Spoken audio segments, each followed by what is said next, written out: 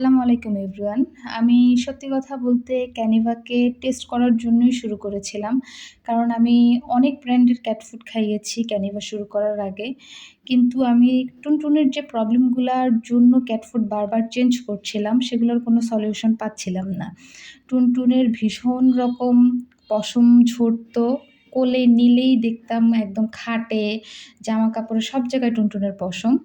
এছাড়া টুনটুন cat food খাওয়ার পরে বমি করে ফেলত। বমি করার পরে আস্তে, আস্তে ক্যাট ফুড বের হয়ে আসতো।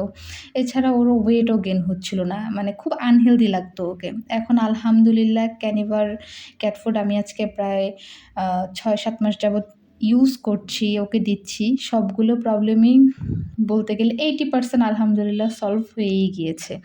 ওর বমিও এখন হয় না, আর পশম ঝরাও অনেকটা কমে গিয়েছে। আর কিছুদিন আগে আমি ওর ওয়েট মেপেছিলাম। সেখানেও দেখলাম যে কিছুটা ওয়েট ও গেইন করেছে।